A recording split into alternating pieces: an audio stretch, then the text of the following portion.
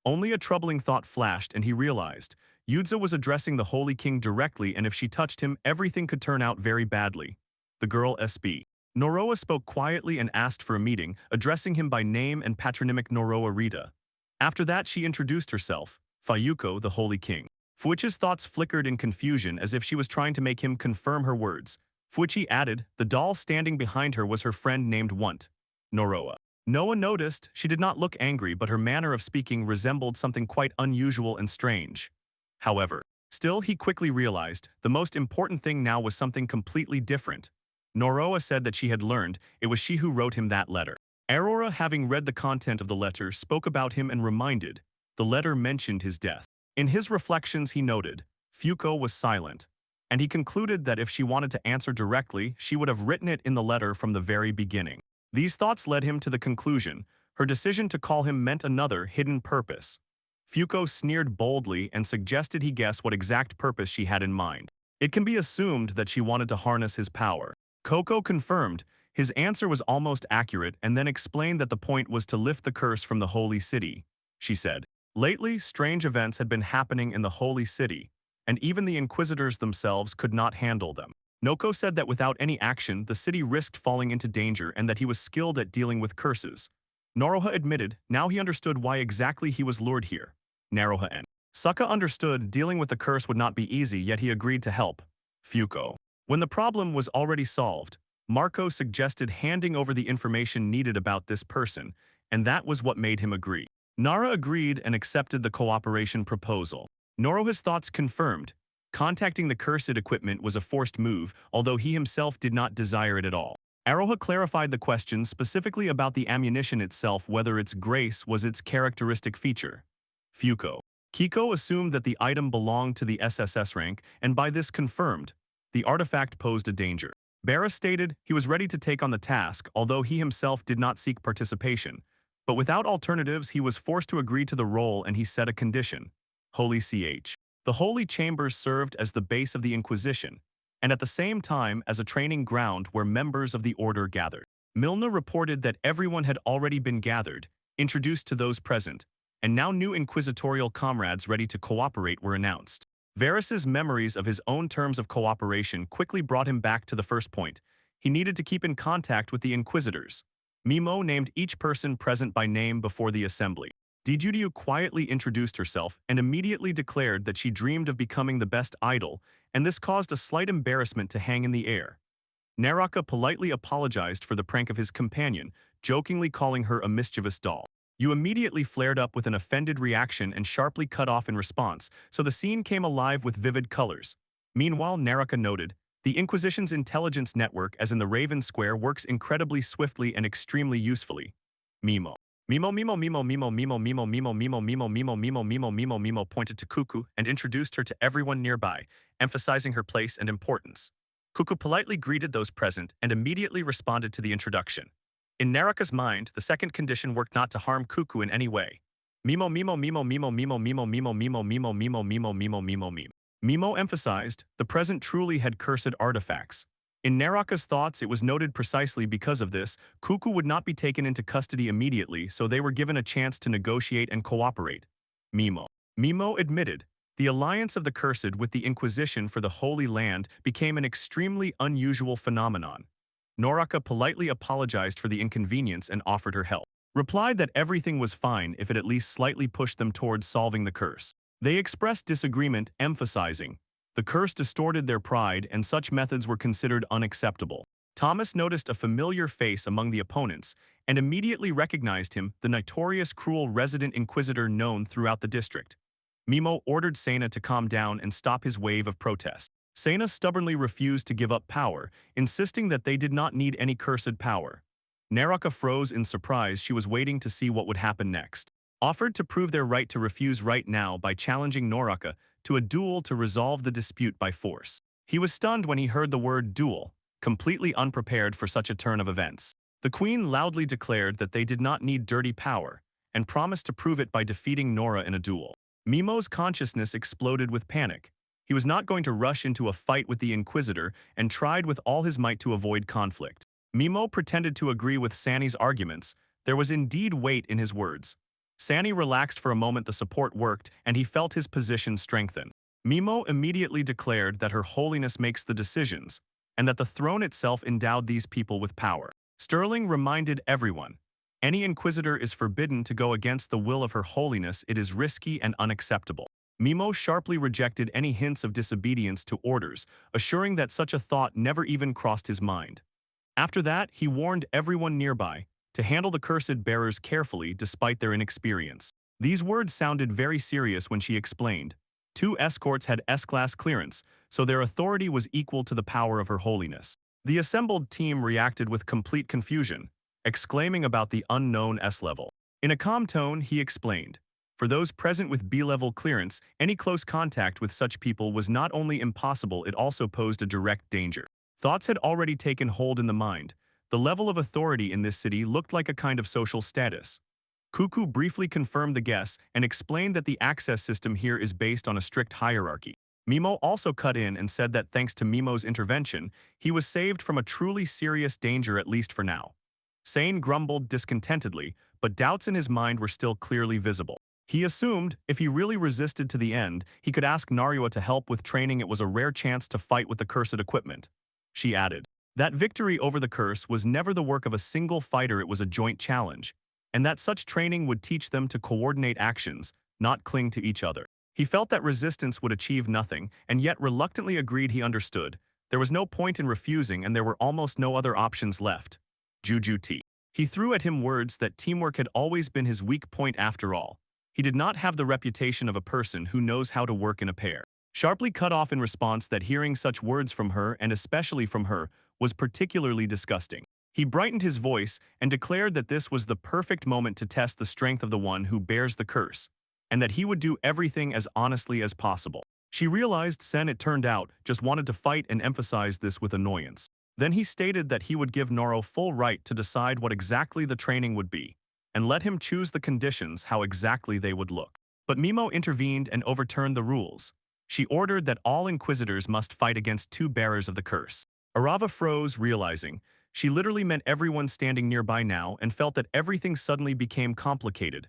Cuckoo, confused, asked if she was also counted in the fight and received an indirect confirmation. He tried to object and pointed out, each inquisitor has at least 3 slots at the beer ink level or higher, and also this could end in casualties. MIMOS. Noro sharply cut off that she did not care. Even if it was a training fight, it was still a real clash. They fight not with words but to the death. Noro's with. His outraged thoughts rushed one after another. Talks about friendship and cooperation seemed to have vanished without a trace. Juju. Jiju, as always, provoked him, saying this was the best moment to legally deal with opponents with fists. Noroya only gave a crooked smile and dryly noted that her optimism was completely out of place here. Mimo come. Naro ordered them to take their places, and the participants immediately began preparing for the duel.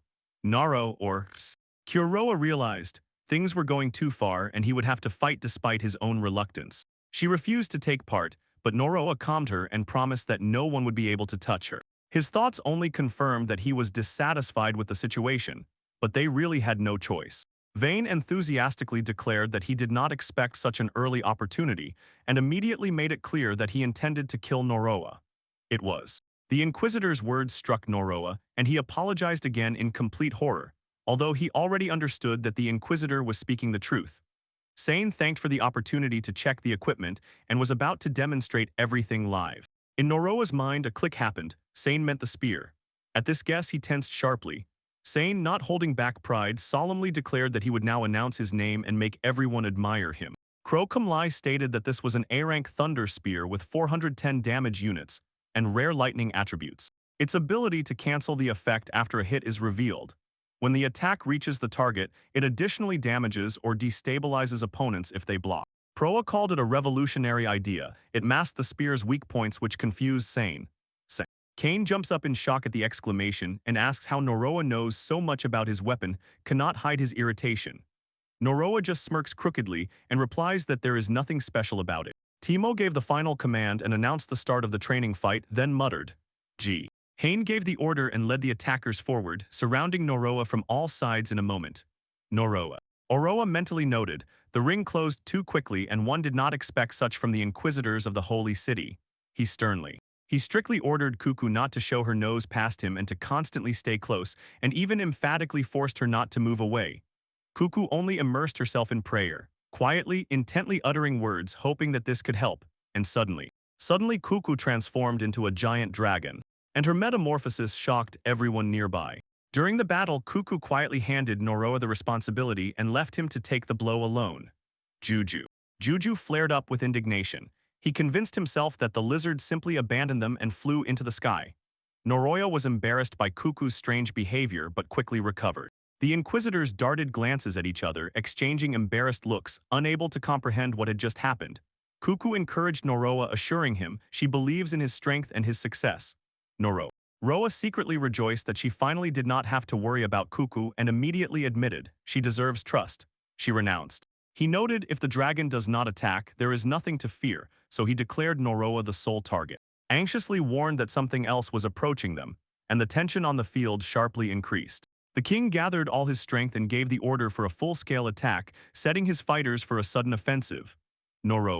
Noah confidently stated that he was ready to take the blow and dismissed any doubts, saying, he jumped at the shout from shock. His spear did not work as he expected, and did not give the result he hoped for. Noah mentally explained that their equipment could not penetrate the protective mucus shield that he himself had cast on himself.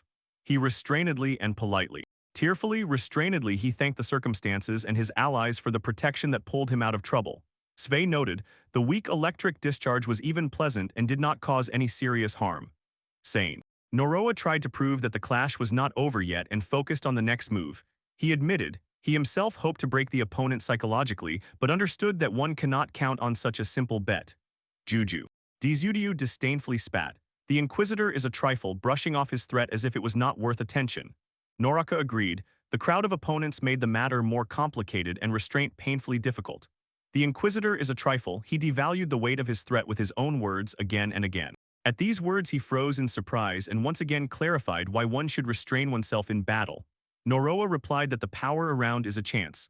Let the crowd of opponents give it, and he will turn their strength into his own advantage. Noroa flared up with excitement and pushed them to a quick attack so that they could disrupt the restoration of his defense and not let him respond with a blow. Suspiciously, the crowd was suddenly surrounded by swarms of butterflies, and the men panicked, unable to understand where this strange attack began. In Noah's thoughts, the butterflies appeared as blood insects, those that Laura stole from Raven Yard and which are suitable to blind enemies. He noted that this armor had weak offensive power but turned out to be incredibly useful. It distracted attention and blinded the enemy. Noah ordered Mimi to play, and at that very moment, a jug with a corpse stored inside rolled out of his backpack onto the field like a whirlwind. Inquisitor. The Inquisitors, terrified, took the body for a new monster, and Sane sharply shouted about the Kraken. He was by no means ready for such a turn.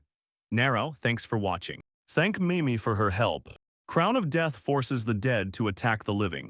Hakin, following Noroa's order, rushed into battle and attacked exactly as he was commanded. He noticed. The Kraken was now weaker than in its past life, but for the people, its strength was enough to scatter the opponents. Noroa explained that dispersing enemies is the same as managing children, and noted how easily they are pushed back. Juju reminded about the upcoming banquet feast and ordered to handle the food carefully, hinting at her octopus plans. The people reacted with surprise. Juju was still going to eat the catch and did not even try to hide his confusion.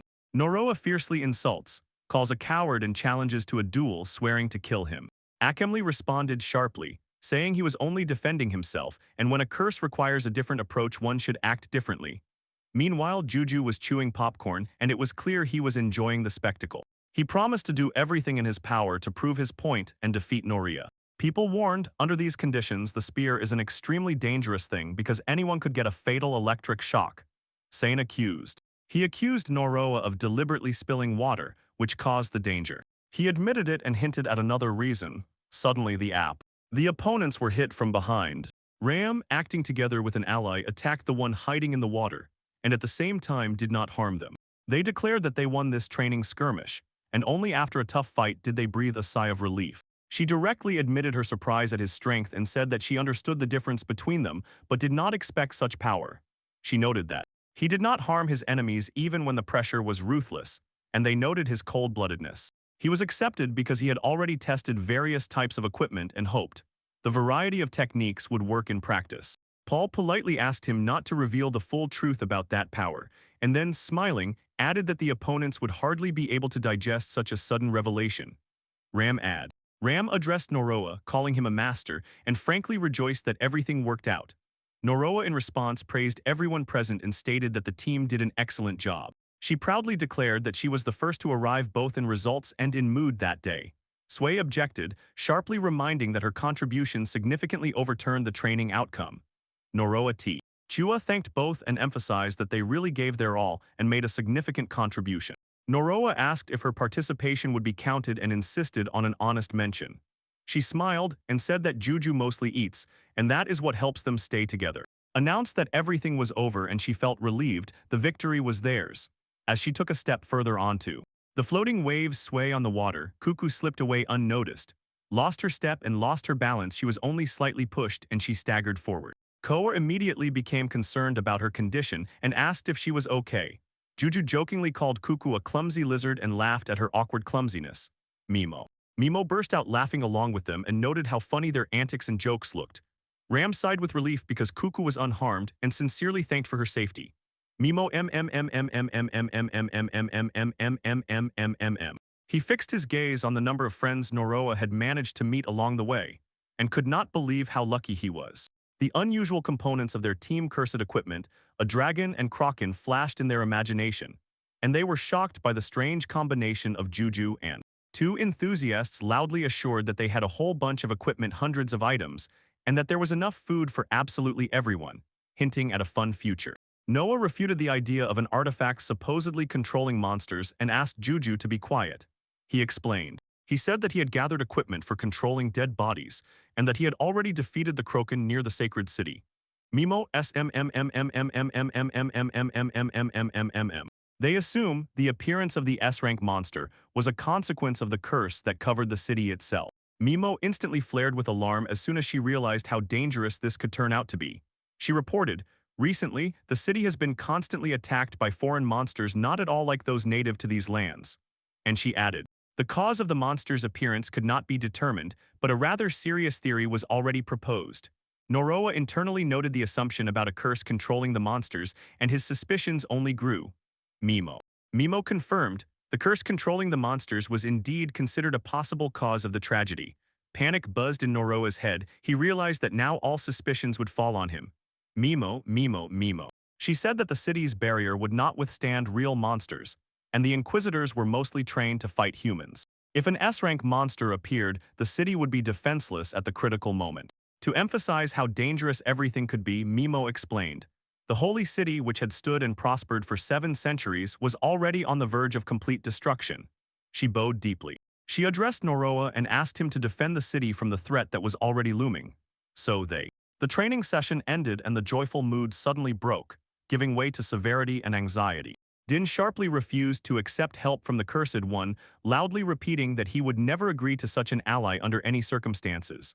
After a short pause, the team set off into the city to officially start the investigation and assess what exactly was happening. Juju celebrated the victory with a sip of juice, and with light irony thanked those who lost for the spectacle arranged. Noroa, confused, noted that no friendly bond had appeared between them. His words sounded frankly with an ironic undertone. With an expression of regret, he explained that he saw heroes in the Inquisitors and sincerely admired them. She added, how Noroya could stubbornly cling to a self-invented ideal of justice and burn out from it to the point of obsession, and why it was so hard to reach him. The attendees confirmed their recognition. Despite everything, he was not a bad person and acted with good intentions. Dean voiced his opinion. He believed that there was nothing wrong with admiring heroes. He said this confidently, without a shadow of doubt. Noroa immediately clarified that he did not claim the opposite and did not call admiration of heroes something bad. In Noroa's mind, heroes in shining armor surfaced again and again, those who rushed to save the world and put an end to ancient wars. He recalled how he once passionately admired such ideals himself and admitted, once those same feelings were in him. Noah's gaze sounded differently. The curse lay as a burden on his shoulders, and he finally understood that he was no longer capable of becoming a hero. Inside himself, he noted Sane for not losing faith in heroes and also admitted he was a little envious of his sincere devotion. The square froze in silence for a moment, and then the crowd erupted in panic screams as soon as the first signs of trouble appeared. Mimok FFFFFF. Abruptly cutting off the conversation, he ordered in a curt tone. It was time to get down to business. The situation demanded immediate action. Very soon the text abruptly ended mid-sentence. Several underwater monsters emerged on the horizon, and their appearance immediately raised alarm among everyone nearby. She gave the command. He ordered them to prepare for battle, and the people immediately scattered to their places and began to get their equipment in order. Yet still, Joe's thoughts focused on the fact that they were facing sea serpents, high-level monsters that lived in the ocean and usually did not appear in city waters. He noted that. He realized that these creatures were not at all the monsters usually found in the coastal waters of the city. He quickly realized the disaster was much larger in scale than he had initially imagined, so he assumed that there were not just a few of them in the city. There could be many more sea serpents hiding there. He suddenly lunged forward, pressing the opponent with force, and then threw a formidable thunder spear, a demonstration of the power and effectiveness of his weapon in battle. Oroa was stunned with admiration. Sane destroyed most of the monsters with a single blow and completely turned the tide of the battle. He noticed. Lightning strikes proved flawless against aquatic creatures, and the thunder spear was very timely in coming to aid. Juju S. They fiercely mocked the spearman, considering him too meticulous and too arrogant for this role. Remo admitted that not all the serpents were destroyed. He reported that several had managed to break through their defensive lines. Sane promised to catch those who had slipped away and set off in pursuit with unwavering determination. Noroa politely remarked that the Inquisitors were true masters of their craft and worked professionally. Mimo warned Noroa he would have to wait his turn. Noroa. The convincing Cuckoo reassured her with words that there was nothing left to fear. He would be nearby and do everything to keep her safe. Mimo fearfully pointed and stated that she had never encountered such monsters in the city before. This literally confused and unsettled her. He said that the invasion began about a month ago, and since then the monsters have been appearing in the city more and more often. Noah was stunned. Despite such a threat, the city did not have any ready equipment on hand to fight the monsters. He clarified, previously only weak monsters lived near the city, so the city did not require special protective measures. Instead, everything was prepared only to repel other humans. Juju spoke sharply and bitterly. The city had the best protection against people in the world, but in battle with real monsters it was the worst. He hinted at a curse that attracts monsters as if it had accidentally slipped into the city limits. Juju. She reacted sharply, exclaiming that this was clearly not an accident, and declared in a firm voice, someone else had arranged everything in advance. Noroa. Noah picked up on her intuition and added that they knew this better than anyone. How hard it is to bring cursed equipment into the holy city and bypass all the barriers.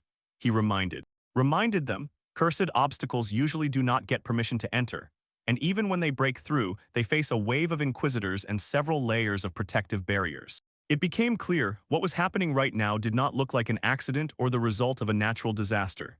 Instead, it looked like a coordinated invasion, arranged by someone as if a person with cursed equipment had taken charge. Nora was stunned. This city had almost become her second home, and the very thought of a deliberate attack broke her heart. His stubbornness to find the source of the curse only grew stronger. He realized. He understood someday his eye and compass would be needed again to find the artifact. He turned on the compass and ordered to determine the exact location of the cursed equipment that can control monsters within the sacred city. The device. Christ responded, and Noroa froze when he saw the signal coming from the area of the great sacred castle. It seemed incredible to him. Mimosa. Rosa looked at him with anxiety in her eyes, asked a question, and honestly admitted that she did not understand why the compass reacted that way when the castle has such a high level of clearance. At that very moment, a sharp cry burst through the air, and Noroa felt. The sound was coming from the square, and the alarm was growing. The cry came exactly from the square, and he immediately urged Cuckoo to follow him to the scene. His thoughts immediately registered. The square lay in the opposite direction from where Sane had gone, and its security left much to be desired. Earlier, he activated his S-level past the very pass that allowed bypassing barriers and reaching the square by the shortest and safest route. At the square, a considerable crowd was gathering in front of the stage, and at that moment, no monster was visible directly in the frame. Dean came to life as soon as the girl stepped onto the platform and announced the appearance of Lavuria, warmly bowing to the residents and guests of the square.